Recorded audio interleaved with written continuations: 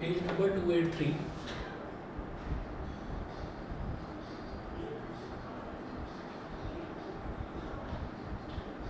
Page number 283, example number 1. Solve x into x minus 1.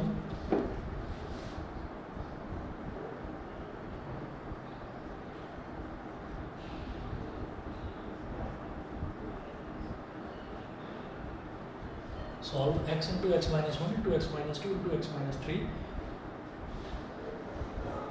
greater than 0.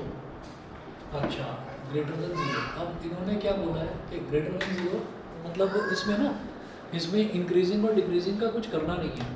इसमें इन्होंने बोला है कि आपको इसको सॉल्व करना है. तो सॉल्व करने का मतलब ये है कि आपको ये बताना है कि इन चारों नंबर्स का प्रोडक्ट जो है वो 0 से बड़ा होना चाहिए. ठीक है ना, इन चारों नंबर्स का प्रोडक्ट 0 से बड़ा होना चाहिए. तो वो कैसे होगा वो देखिएगा. हम यहाँ पर एक काम करेंगे कि जैसे ये चार नंबर्स हैं हमारे पास, जैसे ये चार नंबर्स हैं तो हम क्या करेंगे, हम एक एक को ना 0 के बराबर रखेंगे. तो let us put x is equal to 0 semicolon, x minus 1 is equal to 0 semicolon, x minus 2 is equal to 0 semicolon, x minus 3 is equal to 0. तो सबको हमने एक एक करके 0 के इक्वल रख दिया. तो यहाँ से तो x की वैल्यू 0 आ गई, यहाँ से x की वैल्यू 1 आ गई, यहाँ से x की वैल्यू आ गई 2 और यहाँ से x की वैल्यू आ गई 3. तो अब क्या है कि ये इसको 0 के बराबर रखा क्यों है? क्या हमको ये 0 के बराबर दे रखा है? ये 1 2 3 4 इन चार नंबर्स का प्रोडक्ट क्या 0 के बराबर दे रखा है, जो हमने सबको एक एक करके 0 के बराबर रखा? तो हम ये कहेंगे ऐसा नहीं है. इन चारों का जो प्रोडक्ट है इन चारों का जो प्रोडक्ट है वो ग्रेटर देन 0 दे रखा है. तो ये जो हमने 0 के बराबर रखा है, इससे क्या प्रॉब्लम हो रही है? इससे प्रॉब्लम ये है कि अगर मान लो इस पूरे एक्सप्रेशन में मैंने x की जगह 0 रख दिया, तो इसकी इन तीनों ब्रैकेट्स की वैल्यू कुछ भी आती रहे, लेकिन x की वैल्यू तो 0 है ना. तो 0 इंटू ये पूरा का पूरा जो है ये कितना हो जाएगा? ये 0 हो जाएगा. तो वो पूरे के पूरे एक्सप्रेशन को 0 बना देगा. ऐसे ही अगर x की वैल्यू 1 रख दी तो ये 1 माइनस 1 0 हो जाएगा. तो 0 इंटू एनीथिंग वो पूरा 0 हो गया. x की वैल्यू 2 रखोगे तो ये ब्रैकेट 0, x की वैल्यू 3 रखोगे तो ये ब्रैकेट 0. तो कुल मिलाकर इनमें से कोई भी वैल्यू अगर मैं रख दूंगा तो ये पूरा एक्सप्रेशन 0 के इक्वल आ जाएगा. और हमको क्या प्रूव करना है कि ये 0 से बड़ा आना चाहिए. तो 0 से बड़ा आना चाहिए, तो वो 0 से बड़ा किस केस में आएगा वो देखने के लिए हमें ना नंबर लाइन बनानी होती है. तो हम ये कहेंगे कि these 4 are the critical points. ये चार जो हैं ये क्रिटिकल पॉइंट्स मिल गए मेरे को. समझ रहे हैं? क्रिटिकल पॉइंट्स का मतलब क्या है कि अगर इन वैल्यूज़ को मैं डालूंगा तो एक्सप्रेशन की वैल्यू 0 आ जाएगी. तो नंबर लाइन बनाओ. माइनस इन्फिनिटी होता है नंबर लाइन पर इधर, और इस तरफ होता है plus infinity.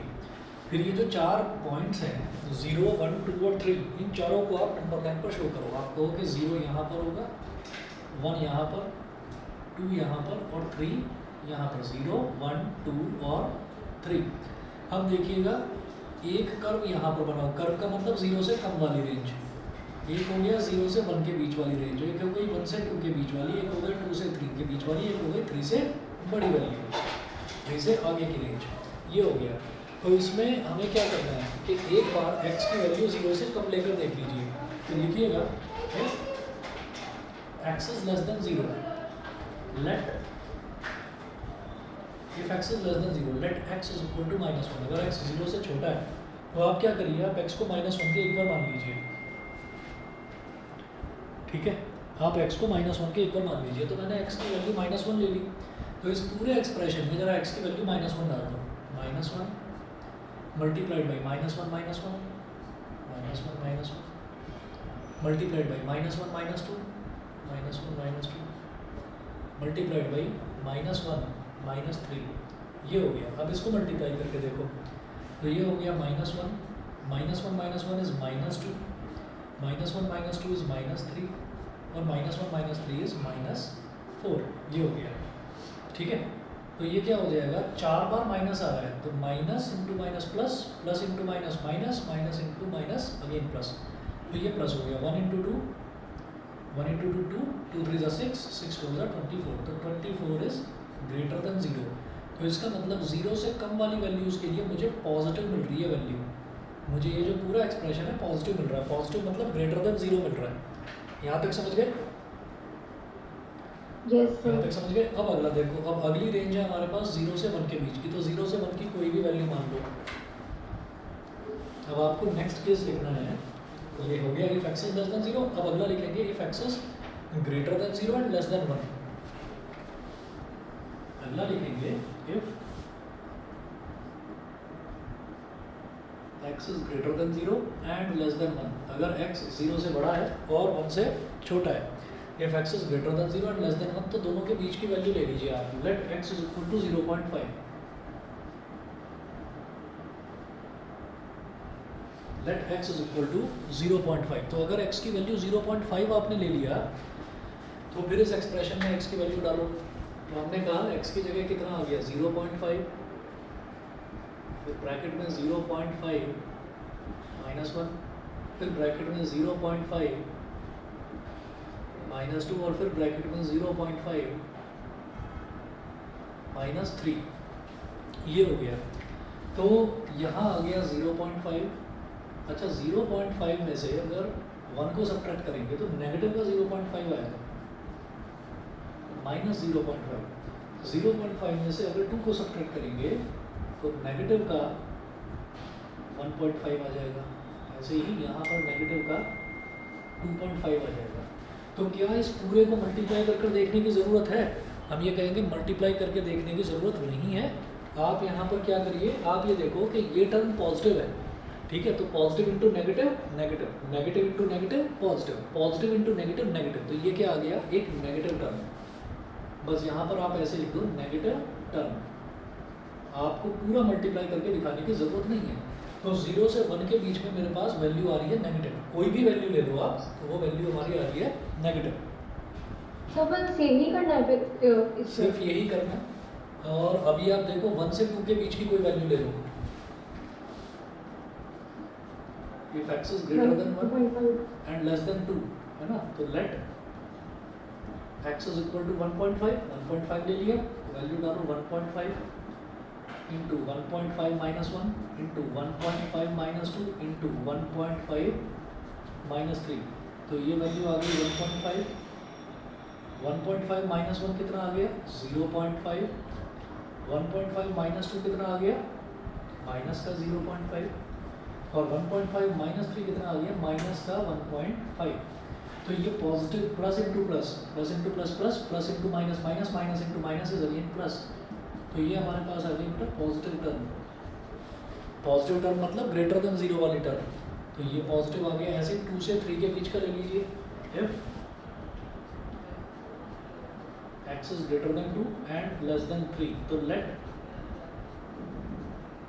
x is equal to 2.5, let x is equal to 2.5, तो यहाँ क्या हो गया 2.5 into 2.5 minus 1 into 2.5 minus 2 into 2.5 minus 3, तो 2.5 तो ये हो गया, और 2.5 में से अगर 1 सब्ट्रैक्ट कर दिया तो कितना आ जाएगा 1.5, 2.5 में से 2 सब्ट्रैक्ट कर दिया तो कितना 0.5, और 2.5 में से 3 सब्ट्रैक्ट कर दिया तो माइनस का 0.5, तो प्लस प्लस प्लस इनको मल्टीप्लाई करेंगे तो positive, positive into negative is negative. तो अगेन कौन सी टर्म आ गई हमारे पास, नेगेटिव टर्म,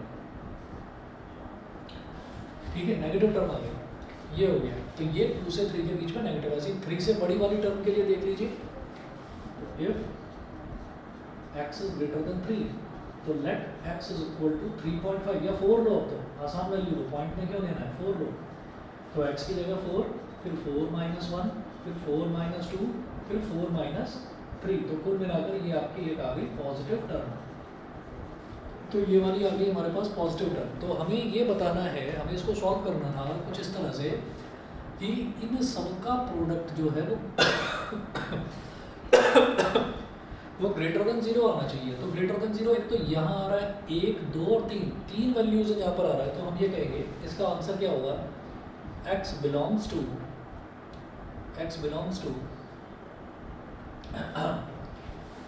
जब हमारा माइनस इन्फिनिटी से जीरो के बीच में हो वैल्यू, तो यहाँ पर लिखेंगे माइनस इन्फिनिटी कॉमा जीरो, ठीक है। और का मतलब होता है यूनियन, यूनियन लगाएंगे 1 से 2 के बीच में। तो 1 से 2 को क्या लिखेंगे, 1 कॉमा 2। एक और यूनियन, और कहाँ पर मिलेगा, 3 से इन्फिनिटी के बीच में, 3 कॉमा इन्फिनिटी। तो ये हमारा इसका रिजल्ट हो गया। बताइए जी, समझ में आ गया। माइनस इन्फिनिटी से 0, 1 से 2 और 3 से इन्फिनिटी, ठीक है।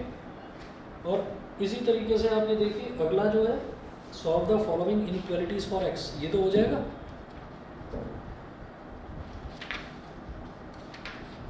बताइए 16 वाला एग्जांपल। कौन सा 16? हाँ जी, पेज नंबर 291 पेज नंबर बताना बेटा, कौन सा है 2 पेज नंबर 291 291, ठीक है। ये जो दे रखा, find the intervals in which the function f(x) is equal to log 1 plus x, ये वाला ना, ठीक है। इसको देखिएगा, इसको करने के लिए क्या करते हैं, तो find the intervals in which the function this is strictly increasing और स्ट्रिक्टली डिक्रीजिंग। तो जब हमसे इंटरवल्स पूछे जाते हैं तब मैं डिफरेंशिएट करता हूँ, ठीक है। तो ये वाला जो क्वेश्चन था जो अभी अभी हमने करा है, ये तो इनइक्वालिटी वाले तरीके से ही हो गया प्रूव, है ना। और जो अगला क्वेश्चन है, अगला क्वेश्चन अभी देखते हैं, जो आप 16 वाला पूछ रहे हो।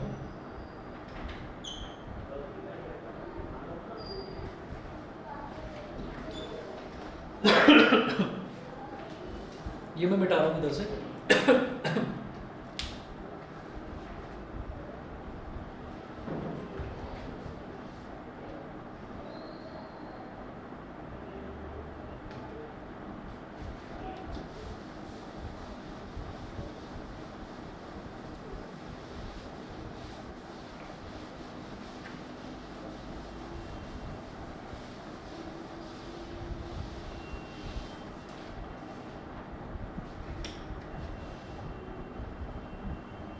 अगला देखते हैं, पेज नंबर 291 पर एग्जांपल नंबर 16 है। तो जब मेरे से किसी फंक्शन के इंटरवल्स पूछे जाते हैं, जैसे यहाँ पर तो इनइक्वालिटी दे रखी थी, अगर इंटरवल्स पूछे जाते हैं तो आपको इसको डिफरेंशिएट करना होता है। f(x) इज इक्वल टू क्या दे रखा है,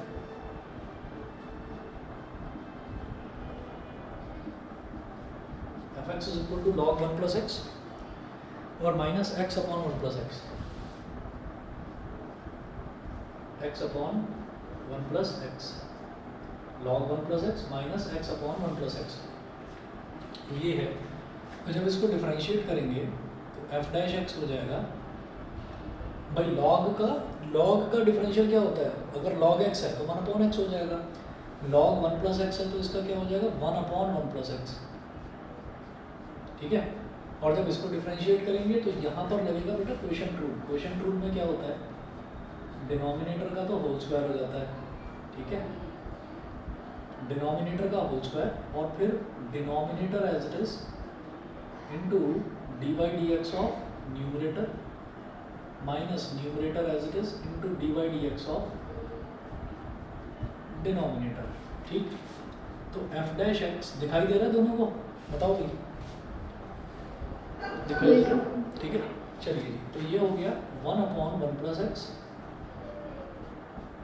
माइनस इधर है 1 प्लस एक्स, और जब d by d x of x करेंगे तो वो हो जाएगा 1 माइनस एक कर्ली ब्रैकेट लगा minus x as it is, और 1 का डिफरेंशियल 0 और x का डिफरेंशियल 1, तो x आ गया केवल x इंटू 1 अपॉन में 1 प्लस एक्स का स्क्वायर, तो f dash x is equal to 1 upon 1 plus x minus 1 plus x minus x upon 1 plus x का square, minus x plus x cancel out हो गया।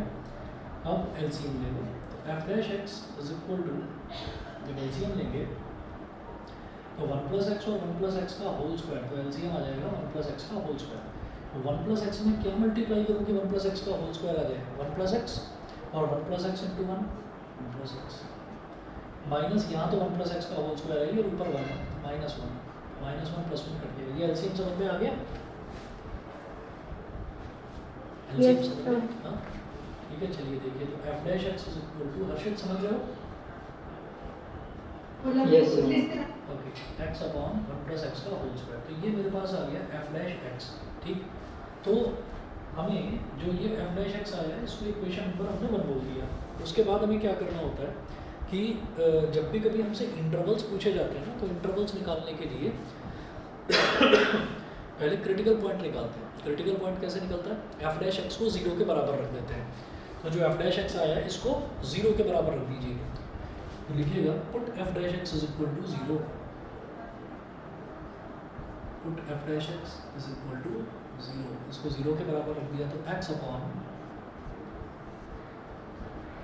1 plus x का square is equal to 0, तो ये denominator तो इधर multiply हो जाएगा, तो x इज इक्वल टू 0 आ गया, केवल भाई डिनोमिनेटर तो उधर मल्टीप्लाई हो गया ना, तो x की वैल्यू 0 आ गई, ये हो गया। तो इसका मतलब हम ये कहेंगे therefore x is equal to 0 is the only critical point, x is equal to 0 is the only critical point. अब आप देखिए उसके आगे कितना आसान है ये क्वेश्चन। हमने क्या करा कि यहाँ पॉजिटिव इन्फिनिटी नंबर लाइन बनाई और यहाँ नेगेटिव इन्फिनिटी। आप ये देखिए, वहाँ पर भी हमने क्रिटिकल पॉइंट्स निकाले थे, तो यहाँ पर भी क्रिटिकल पॉइंट्स निकालेंगे। तो आप ये देखो कि क्रिटिकल पॉइंट यहाँ पर केवल क्या आया, x इज इक्वल टू 0, तो एक ही क्रिटिकल पॉइंट है, तो हमने 0 को यहाँ पर रिप्रेजेंट कर दिया, यहाँ पर मार्क कर दिया 0 को। तो इसका मतलब एक इंटरवल तो हमारा ये हो गया जो माइनस इन्फिनिटी से 0 के बीच वाला है, और एक इंटरवल हो गया जो कि 0 से इन्फिनिटी के बीच वाला है। तो हम ये कहेंगे if x is greater then minus infinity and less then 0, अगर ऐसा है तो अब आपको क्या करना है, फिर वही काम जैसा आपने पहले करा था, कोई भी एक वैल्यू ले लो जो कि 0 से जस्ट छोटी हो। मैं लूँगा -1, let x is equal to -1, हमने x की वैल्यू ले ली -1, तो f डैश क्या हो जाएगा, f dash -1 is equal to, x की जगह -1 डालो, -1 अपॉन, ये तो गड़बड़ हो जाएगा, x की वैल्यू -1 डालेंगे, x की वैल्यू -1 डालेंगे,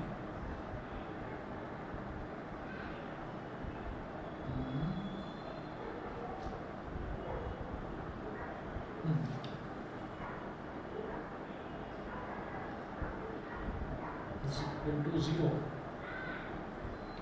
भाई एक चीज़ और है यहाँ पर कि x should not be equal to -1, x -1 के इक्वल नहीं होना चाहिए। x इससे तो रिजल्ट तो x इज इक्वल टू 0 आ रहा है, लेकिन x -1 के इक्वल भी नहीं होना चाहिए, क्योंकि अगर x -1 के इक्वल हो गया ना, तो डिनोमिनेटर में 1 - 1 उसको नॉट डिफाइंड बना देगा। मेरी बात समझ में आ गई? Yes, sir. समझ गए? तो इसका मतलब क्या है कि हम यहाँ पर, हाँ, हम यहाँ पर क्या करेंगे, हम x की वैल्यू -1 नहीं ले सकते, तो -1 नहीं लेंगे, x इज इक्वल टू -1 को छोड़ दो, -1 के अलावा कुछ भी ले लो। हमने कहा let x is equal to 0 से छोटा लेना, -1 से और छोटा -2 ले लो। ठीक, तो ऊपर तो आ गया -2 और नीचे आ गया 1 - 2 का होल स्क्वायर। ठीक है, तो -2 अपॉन 1 - 2 क्या हो गया, -1 का स्क्वायर, तो -2 अपॉन 1 यानी कि -2 आ गया, -2 is less than 0, so function is decreasing, function is decreasing. अब ये जो डिक्रीजिंग हो रहा है, फंक्शन जो डिक्रीज हो रहा है, तो -1 से कम पर डिक्रीज हो रहा है, तो डिक्रीजिंग इन -∞, -1। बताइए जी, समझ गए कि नहीं? Yes, sir. -∞, सर वैसे हम एक और वैल्यू करेंगे जिसमें हम अभी करेंगे, x को 1 लेट करेंगे। रुको 1 तो लेट करूंगा मैं, इन्होंने जो आंसर दे रखा है वो -1,0 क्यों दे रखा है अभी? -1,0 क्यों दे रखा है? Strictly decreasing -1,0। वो कह रहे हैं -1,0 के बीच में स्ट्रिक्टली डिक्रीज करेगा, -1 से इन्फिनिटी पर भी तो करेगा, इसमें डिक्रीज करेगा। अच्छा, 0 से जस्ट छोटी कोई वैल्यू अगर मैं ले लूँ तो -0.5 ले सकता हूँ, -0.5। ठीक है, तो आप ये लिखें function is decreasing in minus इन, तो इसमें भी नेगेटिव ही आएगी। क्यों? क्योंकि आप ऊपर x की जगह -0.5 डालेंगे और नीचे आप x की वैल्यू पॉजिटिव डालो, नेगेटिव डालो, कुछ भी डालो, है तो होल स्क्वायर ही, तो नीचे तो पॉजिटिव ही मिलेगा। Whole square is always positive, तो ऊपर वाली वैल्यू पर ही डिपेंड कर रहा है सब कुछ, बस -1 वैल्यू नहीं लेनी उसकी। तो function is decreasing in -∞, -1, sorry union -1, 0। तो -1, जो है उस पर भी वो डिक्रीज ही करेगा फंक्शन। इसके बाद देखिएगा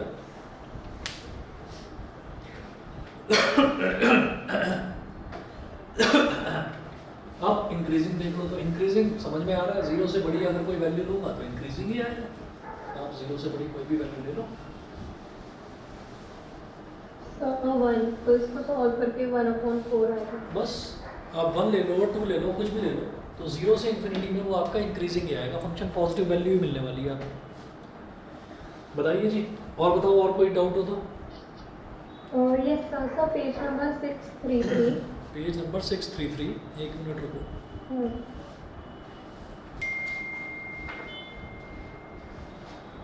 पेज नंबर 633।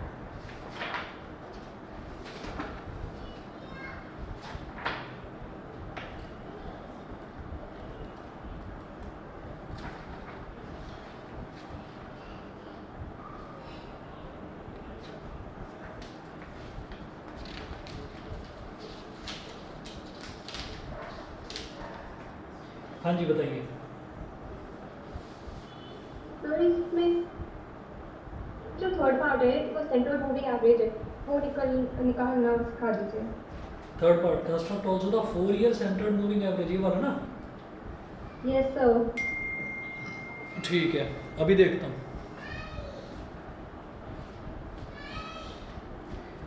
इसमें क्या करना होता है, 4 ईयर मूविंग टोटल, तो 4 ईयर के लिए आपको क्या करना होता है, मैं इसी में बता दूँ, ये जो टेबल बनी हुई है। Yes sir. आप ये देखो, जैसे सबसे पहले है 1995, 1996, 97 और 98। तो 4 ईयर का मूविंग टोटल कैसे निकालना है? जो शुरुआत के 4 ईयर हैं, जो शुरुआत के 4 ईयर हैं, उन चारों का टोटल कर लेना है। तो 3.6, 4.3, 4.3 और 3.4, समझ गए? तो इन चारों का टोटल आप करके देख लो। तो सबसे पहले मैं इधर लिख रहा हूँ, ये ऐसे है, देखो। सर ये सब क्लियर है, और फिर वो एवरेज वो उसके बाद आगे देखो, ठीक है। ये समझ गए, 1 2 3 4 का एडिशन करा पहले, तो फिर 2 3 4 5 का करा, मतलब 4.3, 4.3, 3.4, 4.4 उनका करा, तो 16.4 आ गया। ये समझ गए? Yes sir. ठीक है। अच्छा, उसके बाद इन्होंने क्या करा है, उसके बाद अगला जो कॉलम है, अगले कॉलम में 4 ईयरली मूविंग एवरेज। अच्छा, इस 4 ईयरली मूविंग एवरेज कैसे निकाला? 15.6 को 4 से डिवाइड कर दिया। Yes sir. समझ रहे हो? Yes sir. 15.6 को 4 से डिवाइड कर दिया तो 3.9 आ गया। ऐसे 16.4 को 4 से डिवाइड करा तो 4.1, 17.5 को 4 से करा 4.375, 16.6 को 4 से करा 4.15, 15.6 को करा तो अगेन 3.9। ये तो समझ में आ गया? Yes sir. उसके बाद है 4 year centred moving average. Centred moving average कैसे निकाला? 3.9 और 4.1 है, तो इन दोनों को ऐड करा, डिवाइड बाई 2 कर दिया। 3.9 प्लस 4.1 डिवाइड बाई 2। हाँ, डिवाइड बाई 2 इस वजह से करा, जब 4 वैल्यूज़ होती हैं तो डिवाइड बाई 4 करेंगे एवरेज के लिए। अब दो वैल्यूज़ ले रहे हैं। 4 ईयर सेंटर्ड मूविंग एवरेज, यानी कि 4 के सेंटर का एवरेज, 4 का सेंटर्ड एवरेज निकालना है। तो 4 का सेंटर क्या हो जाएगा? 2 ही तो होगा। 4 का मिड पॉइंट क्या होगा? 4 का आधा क्या होगा? 2 ही तो होगा। तो लास्ट में 2 से डिवाइड करेंगे। 3.9 और 4.1 लिया, दोनों को ऐड करा, 2 से डिवाइड करा। 4.1, 4.375 दोनों को ऐड करा, 2 से डिवाइड करा। समझ गए होंगे आप? सेंट्रल मूविंग एवरेज होता तो मुझे डिवाइड बाय 2.5 करना। क्या? सर तो फिर हम स्टार्टिंग के 2 को प्लस करके और अपॉन 2.5 ये किसका बता रहे हो आप? ये मैं पूछ रही हूँ, मतलब अगर ये जैसे ये 4 का है तो इनकी 5 का होता तो। हाँ हाँ हाँ, अगर 5 का तो वैसे 5 का नहीं पूछा जाता क्योंकि वो ऑड नंबर बन जाते हैं ना, ओके सर। ये चीज़ है। और बताइए। सर एक क्वेश्चन था रेसेस एंड गेम्स में से। बताओ पेज नंबर बताओ। सर कुछ नहीं।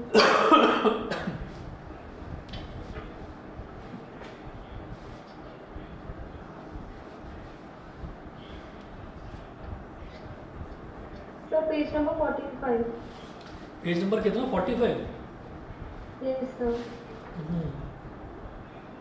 हाँ बोलो।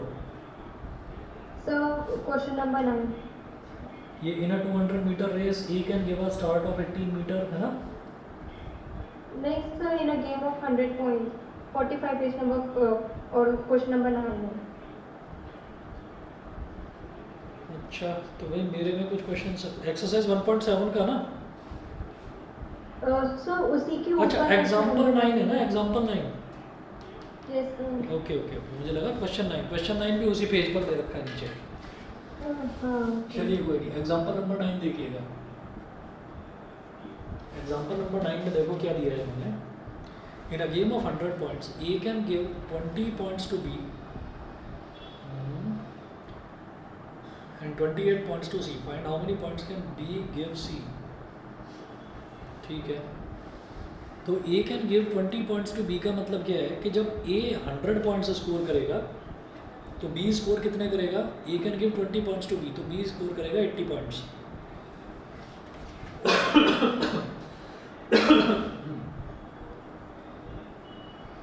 When A scores 100 points, B scores 100 minus 20 मतलब 80 पॉइंट्स। जब A 100 पॉइंट स्कोर करता है तो भाई B मतलब 100 minus 20, क्योंकि A gives 20 points to B। अच्छा, और A can give 20 points to B and 28 points to C। तो C scores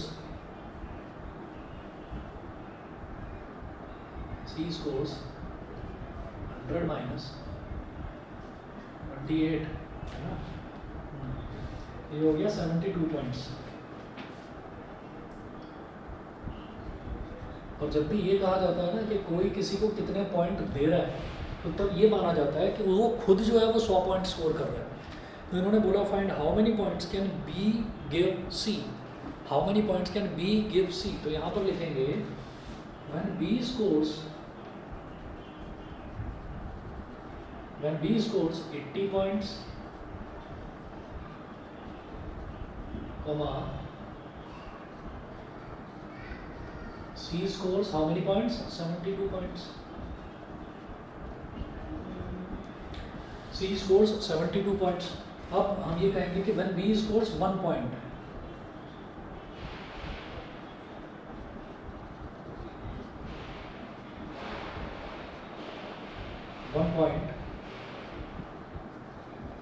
C scores 72 upon 80 points। ये समझ में आ गया?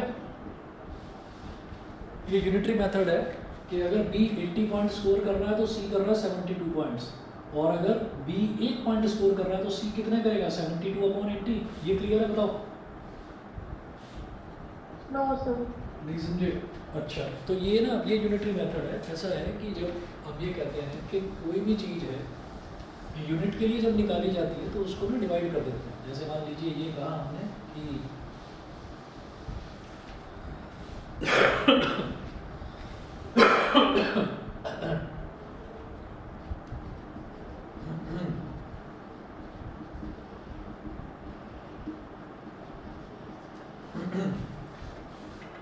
बस 1 मिनट वेट करें।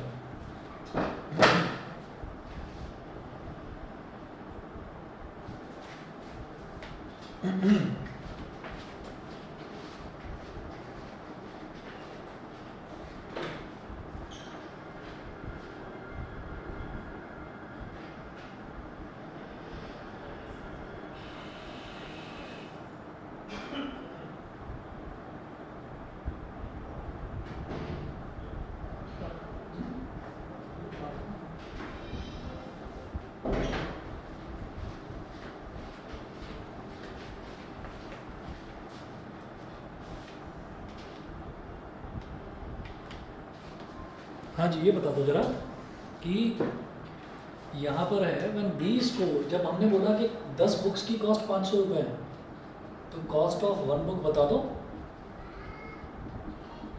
एक बुक की कॉस्ट क्या हो गई, ये जो टर्म है ना ये यहाँ डिनोमिनेटर में चला जाता है, तो हमने कहा एक बुक की कॉस्ट 50 रुपीज़ हो गई। बताओ समझ गए?